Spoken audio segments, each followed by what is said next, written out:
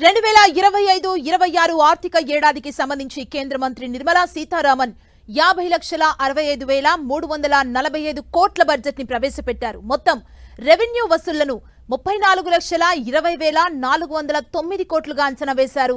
మూలధన వసూళ్లలో 16,44,936 కోట్లు ఉండబోతున్నట్లు బడ్జెట్లో తెలిపారు. ఇందులో ముఖ్యంగా మధ్య తరగతి ఉద్యోగులకు బిగ్ రిలీఫ్ అందించారు. 12 లక్షల వరకు ఆదాయ పన్ను మినహాయింపు కల్పించింది కేంద్ర ప్రభుత్వం. వచ్చే వారం ఆదాయం పన్నుపై బిల్లును తీసుకురాబోతున్నట్లు తెలిపారు. ఈ బిల్లు ఆదాయ పన్ను విధానాన్ని మరింత సులభతరం చేస్తుందని చెప్పారు. ప్రస్తుత ఆదాయ పన్ను నిబంధనలో సగానికి తగ్గిస్తామని చెప్పారు. ఇక ఐటీ రిటర్న్ల సమర్పణకు గడువును పెంచారు. ప్రస్తుతం ఉన్న 2 ఏళ్ల కాల పరిమితి 4 ఏళ్లకు పెంచుతున్నట్లు చెప్పారు.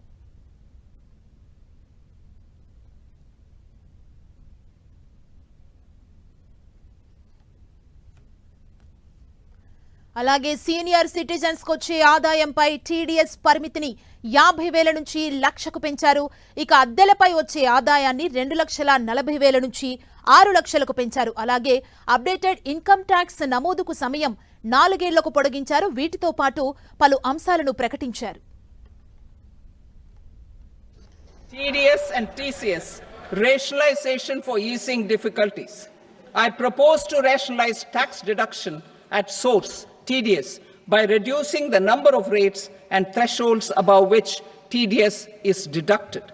Further, threshold amounts for tax deduction will be increased for better clarity and uniformity.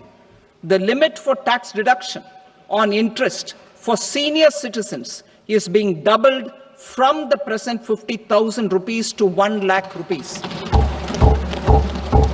Similarly, the annual limit of 2.40 lakh rupees for TDS on rent is being increased to 6 lakh rupees.